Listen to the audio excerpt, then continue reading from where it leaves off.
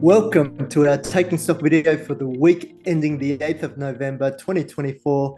I'm Trinh, Head of Research at Stock Doctor, and joining me today is our equities analyst, Daniel Ortisi, to stream to your thing share market. Welcome aboard, Dan. Good to be here, Kien. It's probably the busiest week outside of reporting season that we've had for quite some time. A lot of news on, so lots to talk about in this episode. Yeah, heaps of things happening this week, and yet it was quite a short week for us with the Melbourne Cup holiday. But before we get started, just a quick yet important reminder: the information we provide today is of a generic nature and therefore shouldn't be considered as personal advice. Remember, shares are volatile, so any past performance figures shouldn't be relied upon as a guide for future performance here. It's certainly been a big week of unpredictable events, Dan. And, with regards to the Melbourne Cup, we saw the outsider Knights Choice. They won this year's Melbourne Cup as well. So quite interesting there. Meanwhile, the RBA, they spoke about the upside risk to inflation while keeping the cash rate on hold. Then you had equity markets staging a recovery after Donald Trump won the U.S. election. So shares rallied on the news. We hope that he would cut the corporate tax rate, revitalize the US manufacturing sector, and also implement initiatives to ease the geopolitical tensions, especially in the Middle East. That's right, Kien. And certainly, as we said, a busy week. So we need to let you catch your breath there with all the events happening. But there was also expectations for changing regulatory landscape as well, which could potentially ease under the Trump administration. And this has provided some optimism within the financial sector in particular, spilling over the performance into our banks in Australia from the strong night in the US. Also, speaking about the banking sector, how was the start to the reporting season for the banks been so far, Kian?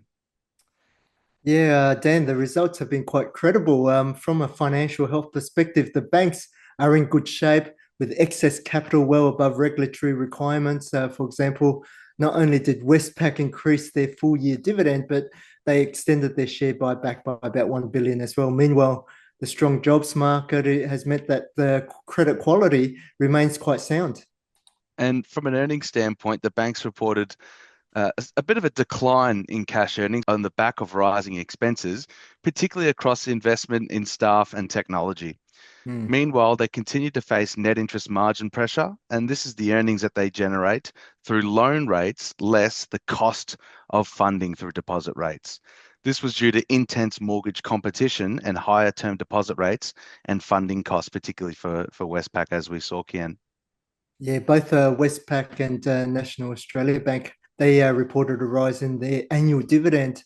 And that comes despite a contraction in their cash earnings, which have led to an increased payout ratio, which is currently at the high end of the bank's target payout range at around 74%.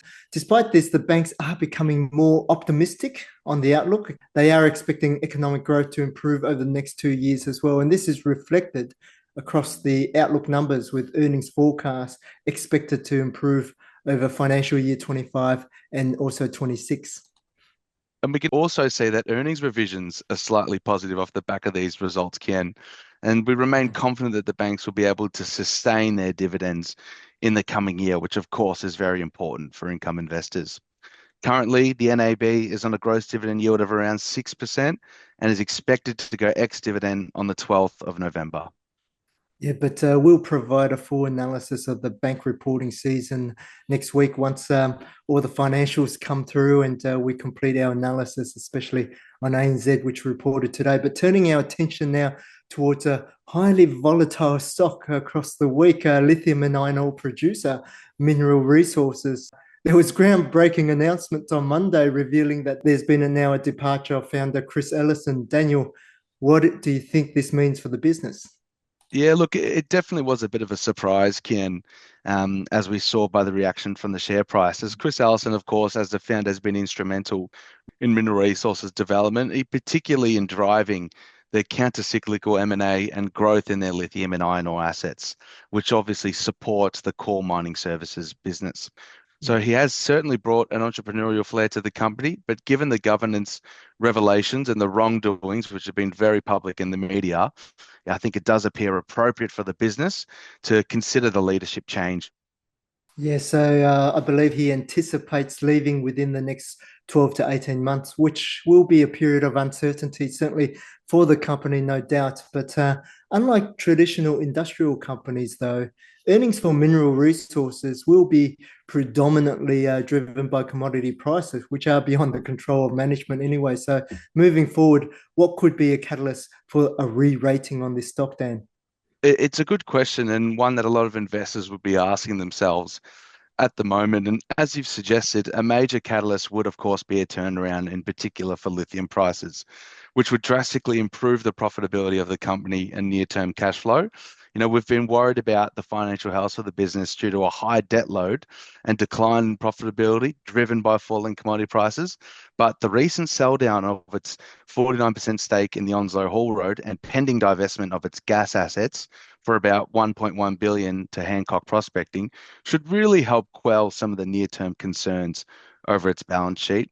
A better than expected cash balance at the first half, I think that would certainly be a major positive for the stock and a potential re-rate, Ken. Yeah, certainly a few active risks here, Dan, hence the reason for the high short interest on the stock. So we'll be monitoring this stock quite closely over the next few months. But in other news as well, I recently noticed that Chemist Warehouse, they had the reverse listing through their merger with drug wholesaler and distributor Sigma Healthcare. And that's been approved by the ACCC. So what does the ACCC have to report here, Dan? Yeah, the market was, a little bit surprised by this, Kien, Hmm. given the ACCC has been a bit of a hard body to pass in recent history. They decided not to oppose the transformational merger, in process creating one of the largest public companies in Australia. So at current levels, Chemist Warehouse will have an approximately $25 billion market cap when it hits the bourse early next year. Now, the ACCC found that the merger would not substantially lessen competition nationally or locally because of other pharmacies and non-pharmacy retailers are expected to continue to compete as they do now, which is why they've been happy to approve the deal. Yeah, interesting. I noticed that Sigma Healthcare as well is currently in marginal financial health, and that's driven by their negative cash flows and very low profitability. But this could change or should change once Chemist Warehouse eventually lists via Sigma Healthcare. This will mean that it will move straight into the S&P ASX 200 index, forcing all those index funds and fund managers to purchase the stock as well. That's right, Ken, and no doubt why the stock reacted quite positively on the news due to that very strong index buying that will occur. Similarly, we look at the premium to fair value. Now, that will also change under Golden Rule 5 once analysts update their models and forecasts. Moving ahead now this week for the corporate calendar for the week ahead, we can expect full-year results from online and pokies gaming business Aristocrat Leisure, as well as full-year result for Zero Limited. We also have AGM announcements from Coles, Step One, Endeavour Group, and Computershare. So another busy week ahead for Star Stocks.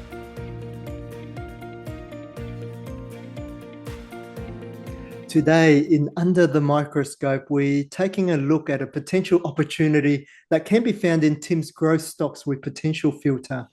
And the stock is called Megaport, or MP1's the code here. The business has recently generated 2 periods of strong financial health and appears well covered with around 14 consensus analysts. So, Dan, tell us a bit more about the company and what it does.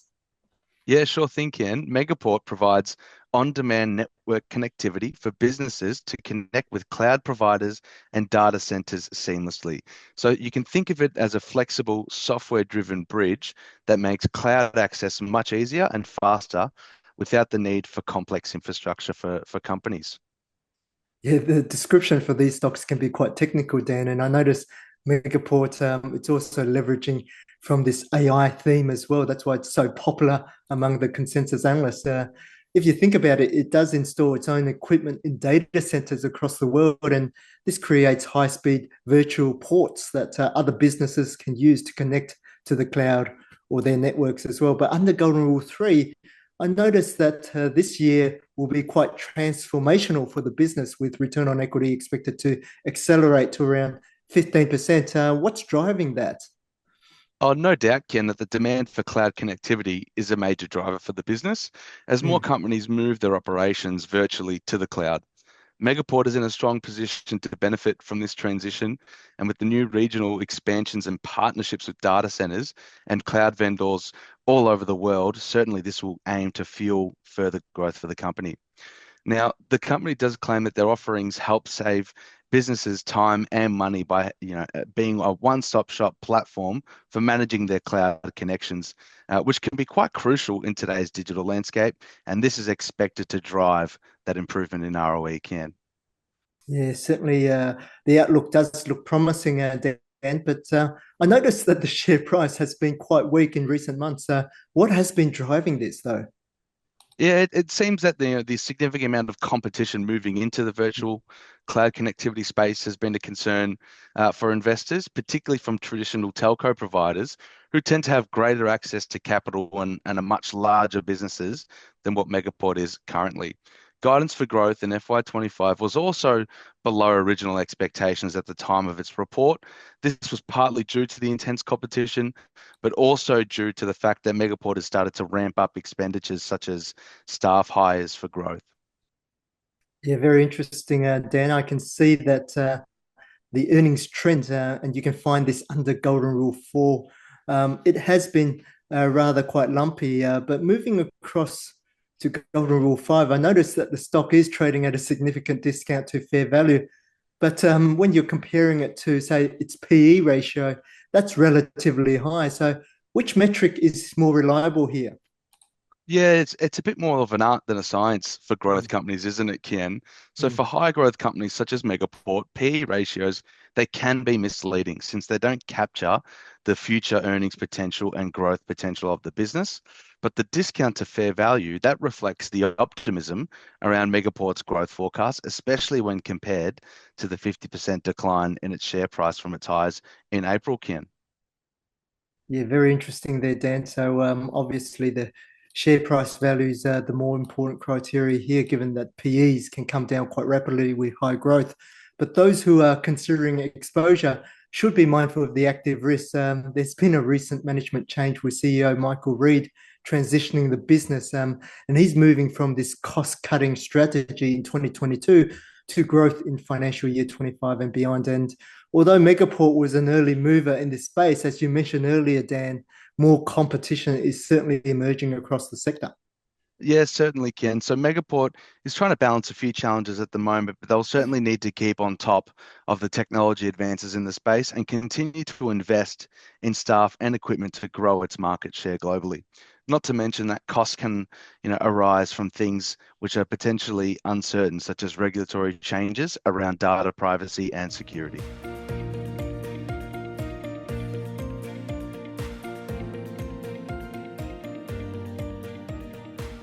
With Donald Trump winning the US election, a popular question among our members is what star stocks could benefit from the Trump victory? Yeah, a very pertinent question, isn't it, Ken? And as we mentioned earlier in the episode, a Trump election victory is generally seen as positive for US businesses because his administration does plan to extend the tax cuts that were passed in 2017, which were due to expire next year. This should benefit Australian growth stocks with US exposures, such as those in healthcare like CSL, Pro Medicus, Cochlear, and ResMed, and others including Xero, Aristocrat Leisure, Redox, Brambles, and Computershare, which all have notable exposures to North America and US. Yeah, I noticed, Dan, that bond yields also rose on the back of this Trump victory. But if you think about bond yields, they are effectively interest rate expectations, and they rallied in anticipation that Trump policies will stir further economic growth and also inflation as well. And this tends to benefit financial stocks, including our banks. And meanwhile, Trump has threatened to slap tariffs of around 60% on goods imported from China, such as electric vehicles. And this would impact China economic growth and put some pressure on our resource stocks like Rio Tinto, also lithium producers like Pilbara and mineral resources as well. Other stocks that are expected to be exposed to this China economy include Treasury wines as well. Yeah, very good points, Kian, and one that we're certainly watching quite closely. But despite this, much of the share price reaction to the Trump trade is based on speculation and will run its course over time. The Certainly, no one knows what the future will hold, and Mm. sometimes election promises do not eventuate. Mm. The issue here is that the stimulatory measures could cause upwards inflationary pressures, like you mentioned, Kien, and that would keep interest rates higher for longer, which tend to be bad for the share market. Yeah, quite interesting there, Dan. Therefore, it's quite important here for investors to really block out the noise and focus on the management of their portfolios from a bottom-up perspective here. Over the long term, share prices tend to revert to the fundamental quality of the business and not all this macroeconomic events that's occurring right now.